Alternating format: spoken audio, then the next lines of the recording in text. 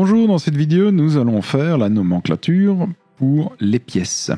Alors, les pièces sont un peu différentes du reste, donc pour ça que je vais le faire avec vous. Donc on va d'abord créer ce qu'on appelle une clé, un style. Donc, je viens dans mes nomenclatures, clic droit, nouvelle nomenclature, et je viens chercher pièces. Dans pièces, je vais demander de créer une table de valeurs de style de pièce. Donc c'est vraiment une clé. Je fais OK. Et donc, j'aimerais bien avoir une clé où on va avoir la finition du mur, du sol et du plafond. C'est vraiment les trois critères nécessaires pour les pièces. Donc je fais OK. Et donc voilà ce que j'ai comme valeur. Donc ici, c'est une table vide parce qu'elle ne va pas rechercher d'informations dans le dessin.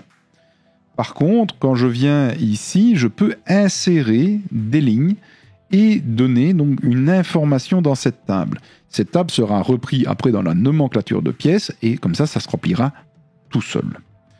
Donc, qu'est-ce que je vais venir placer là-dedans ? C'est les finitions de murs, de plafond et de sol que je veux en fonction du nom de la clé de la pièce. Alors, on va faire un truc très simple, on va en faire deux. Donc, je viens tout simplement insérer une valeur, insérer une ligne de données.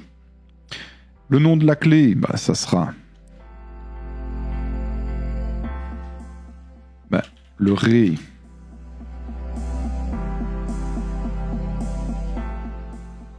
hall, par exemple. Dans le hall, la finition des murs, ça sera du plâtre. La finition du plafond, ça sera du plâtre. Et la finition du sol,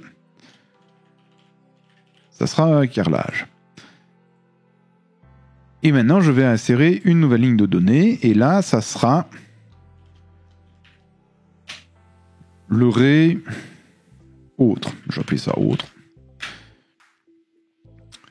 Finition du mur, ça sera du plâtre. Le plafond, ça sera lambris. Et le sol, ça sera béton lissé. Une fois que j'ai ça, je veux maintenant créer ma nomenclature de pièces. Donc je recommence, je vais chercher ma nomenclature de pièces. Alors, pour la nomenclature de pièces, donc j'ai besoin du nom de la pièce. J'ai besoin du style de pièce, donc la clé que je viens de faire, qui apparaît ici. Donc si vous n'avez pas fait le style de pièce avant, ça n'apparaît pas. J'ai besoin des finitions, donc finition du mur, du plafond et du sol. Ça sera donné par le style de pièce.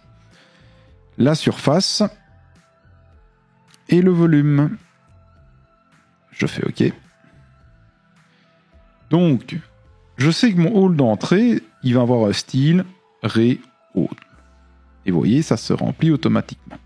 J'ai ma surface, j'ai mon volume. Alors, s'il vous manque la surface et le volume, c'est que vous avez encore oublié de cocher dans Analyser, dans Espace et zone, Calcul. Il faut cliquer sur Surface et volume. Si vous faites ça, il n'y a plus de volume.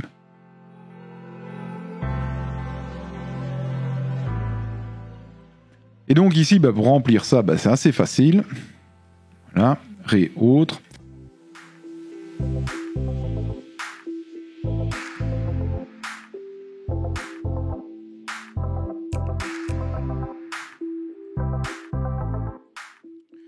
Donc dès que vous avez besoin, par exemple, d'ajouter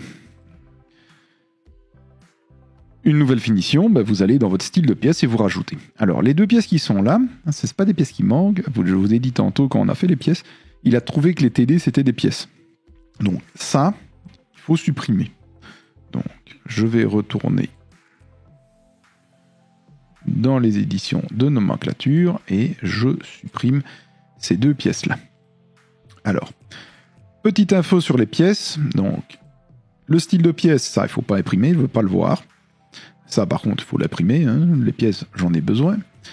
Si je suis dans le ré et que je supprime par exemple le hall d'entrée, donc ça je supprime l'étiquette. L'étiquette n'est pas une pièce. Hein. Donc la pièce, c'est ce que vous retrouvez ici. Si je le supprime, elle existe toujours. Hein. Donc si je viens maintenant replacer la pièce, j'ai toujours ici la pièce. Pardon, j'ai toujours la pièce qui s'appelle hall. Si je veux enlever la pièce hall, je dois aller dans la nomenclature et je dois venir l'enlever hall d'entrée. Sinon, c'est toujours dans la mémoire de Revit.